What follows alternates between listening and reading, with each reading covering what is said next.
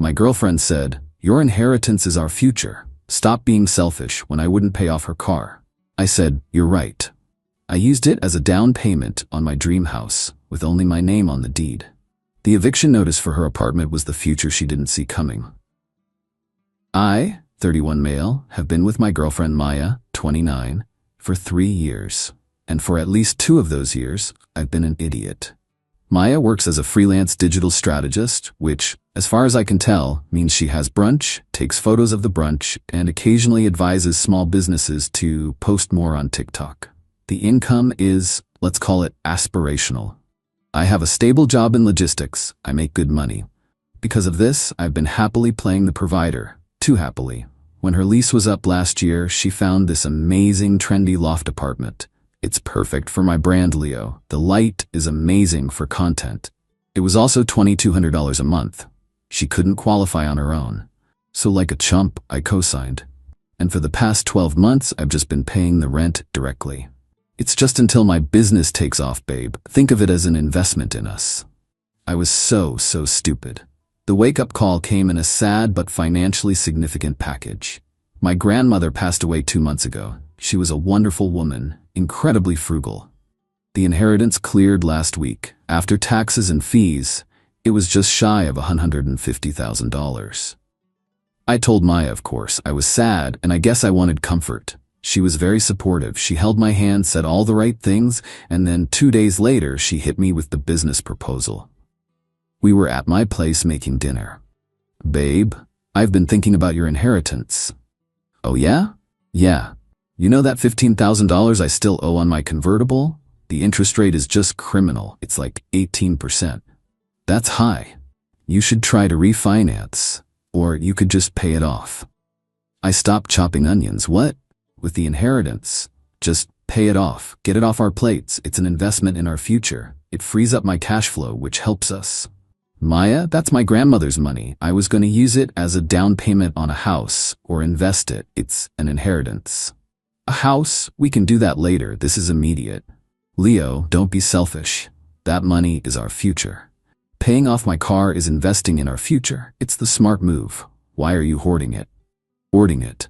She called me selfish for not using the money I got from my dead grandmother to pay for the sports car she bought before she even met me. And in that second, the entire 3-year illusion just evaporated. I saw the transaction. I saw the investment in us for what it was, an investment in her funded by me. I looked at her perfectly curated outfit, her expensive car, living in an apartment I paid for, demanding my inheritance. And I smiled, a nice, calm smile. Me, "You know what, Maya? You're absolutely right. It is for our future. I'm sorry I was being selfish. I'll take care of it." Her face lit up. "Really? Oh my God, Leo, thank you. This is going to change everything for us." She hugged me. I felt nothing. Me, "Big things are happening, Maya. It's all about the future." She thinks I'm calling her auto loan company. She thinks I'm a good, obedient little ATM. I wasn't. The next morning, I called a realtor. I spent the last week in a blur. I found a small, solid, 3-bedroom house in a quiet, older neighborhood. It needs work, but it's mine. I used the entire inheritance, $150,000. It covered the 20% down payment, all closing costs, and left me with a small fund for immediate repairs. I signed the papers yesterday. The deed is solely in my name. The mortgage is solely in my name. Maya's rent is due tomorrow, October 1st. I always pay it on the 1st, like clockwork. Tomorrow, I'm not paying it. I'm not just the co-signer, I'm the one who's been paying. Her landlord has my number. Her leasing office has my email. She just texted me a string of heart emojis, thinking about our debt-free future. "You're the best, babe." I replied, "Can't wait." The 5-day pay or quit notice will probably be posted on her trendy loft door by the 6th. She wanted me to invest in the future. I did. Mine. Update 1. It's been about 2 weeks. The first of the month came and went. I was slammed at work. My phone was on silent. I let her texts go to read, but didn't reply. Around the 6th, as predicted, the first text came through. "Maya, hey, did you pay the rent? The leasing office left a really nasty note on my door." Me, 3 hours. "Oh man, sorry. Crazy day. I'll look into it." I did not, in fact, look into it. 2 days later, her tone changed. "Maya, Leo, this isn't funny. They posted an official pay or quit notice. It's taped to my door. My neighbors can see it. It's humiliating. It says I owe $2,200 plus $200 in late fees. You have to call them and fix this right now. I let that one sit for half a day. Then I just texted back. That sounds serious. This, predictably, triggered an immediate frantic phone call. Leo, what is wrong with you? Did you hear me? They're threatening to evict me. You have to pay it. Hey, calm down. I've been meaning to talk to you. Talk about what? Pay the rent. And what about my car? You said you'd pay off my car. The payment is due in a week. Yeah, about that. I did use the inheritance like we talked about. For the future. Relief, followed by annoyance. Okay, so what about the rent? I used it to buy a house. The silence on the other end was heavy. A house? You mean, we bought a house? When? Where is it? Why didn't you tell me? No, Maya, I bought a house, with my inheritance. You said it was for the future, and I realized my future needed a mortgage and a foundation, not a convertible. You, what? You bought a house without me? Correct. But, my apartment. You're leaving me homeless? You set me up. You lied to me. I didn't lie, I invested in the future. Now about your rent. You're the primary tenant on the lease. You're responsible for paying it. With what? You know I don't have $2,400 lying around. You've always paid it. You co-signed. You're responsible too. You're right, I am. And as the co-signer, I'm also getting nasty letters from the leasing office. It's really hurting my credit, so you need to pay them, Maya, immediately. I hate you. You tricked me. You're a monster. I have to go. I'm meeting the hardwood floor guy. Good luck with the rent. I hung up. The next phase started about an hour later. Voicemails from her mother, Alana. I've met Alana 5 or 6 times. She's where Maya gets the entitlement from. VM1. Leo, this is Alana. Maya called me, hysterical. There's been a terrible misunderstanding. You need to call the leasing office right now and fix this. You can't let her be homeless. Call me back. VM2. Leo, I know you're getting these. Don't be a coward. You co-signed that lease. You made a promise to my daughter. You will not ruin her life like this.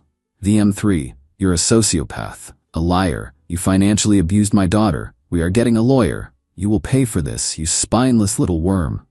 Here's the part that I knew would suck. The leasing company is, of course, coming after me. I'm the one with the income. They've been calling me non-stop. Mr. My last name, as the co-signer, you are fully liable for this debt. We have started eviction proceedings, but the judgment for the unpaid rent and penalties will fall on you. This was always part of the plan. I'm on the hook, but being on the hook gives me leverage. I ignored their calls and had my lawyer, yes, I got one, send them a letter. My phone is now blowing up from Maya, Alana, and unknown numbers, probably her friends. I've blocked them all. The eviction has been filed, a court date is on the calendar. This is getting expensive, but freedom isn't free. Update 2. Okay, so the last few weeks have been a lot. The entitlement didn't just escalate, it went supernova. First, the legal situation. The leasing company's lawyers were, of course, thrilled to have me on the hook. They're pursuing a judgment for the unpaid rent, plus the remaining 10 months on the lease, plus legal fees. The total was staggering, something like $25,000. This is where my plan kicked in. I'm not a moron. I knew co-signing was a binding contract. I wasn't going to let this drag out or just pay her rent for another 10 months. I had my lawyer call theirs. My lawyer, Mr. Last name, is the co-signer. He has the capital to resolve this. Miss does not. She is judgment-proof. You can chase her for a decade and get nothing. Their lawyer. So your client is offering to pay? My client is offering a one-time lump sum payment of $10,000. That covers the missed rent, this month's rent, all legal fees, and a lease break penalty. He will wire it today. That's less than half of the remaining lease. It's also a guaranteed check today. You get your unit back by the 1st of next month, you skip a costly court battle, and you get $10. Or you can fight us, and we'll drag this out, and you can try to get blood from a stone. Your call. They took the deal. $10,000. It hurt. It was an expensive lesson, but it was worth it. The deal was contingent on 2 things. A hold harmless agreement for me. My credit is cleared, my name is off the lease, the debt is satisfied, the eviction judgment and writ of possession are filed only against the primary tenant, Maya. They agreed. The eviction was now set in stone, and I was paying for it. Maya must have been served the final notice because she lost her mind. She somehow found my new address. I was painting the guest room when I heard pounding on my door. I looked through the peephole. It was Maya and her mother, Alana. I sighed, pulled out my phone, and hit voice memo before opening the door. "Me, can I help you?" Shoving past me into my entryway. You bastard, this is the house? This is what you stole from my daughter?" "Alana, you're trespassing. Get out of my house." Crying, but it was the ugliest, most furious crying I've ever seen. "Leo, they're really doing it. The marshal is coming. I have to be out in 3 days. 3 days. You've ruined my life. I'm going to have an eviction on my record forever." That's what happens when you don't pay your rent. You were paying it. You promised to take care of her. You co-signed. That is a legal promise. It's a legal liability, Alana, one which I have now handled. Her tears stopped instantly. "Handled? You mean you paid it? You paid the rent?" "Nope. I paid a $10,000 lease break penalty to have you evicted faster. The judgment is against you. My name is clear." The look on her face, the dawning horror. She thought she had me in a trap, that I'd be forced to keep paying for her lifestyle. She never ever considered I'd pay a premium just to get rid of her. You paid to make my daughter homeless? Me, I paid to protect my finances and my future from a manipulative parasite. She's not homeless. She has you. She can go live in your guest room. I hate you. I hate you so much. Get out of my house. We're not going anywhere. This is half her house. You bought this with her money. Me, it was my grandmother's money, and my name is the only one on the deed. Leave now, or I'm calling the police. Go ahead. Call them. We'll tell them it's a domestic dispute, that you locked your girlfriend out of her own home. They always believe the woman, you idiot. She was right about that last part. I've seen it happen. Okay, I pulled my phone out and dialed. The cops showed up about 10 minutes later. Alana and Maya had put on a full performance, crying on my front steps. Cop 1. Looking at me, then at them. His hand was on his belt. "Sir, what's going on here? We got a call about a domestic." "Officer, thank God. He locked my daughter out. He took all her money and bought this house, and he kicked her out. She's homeless." Cop 1, to me skeptically.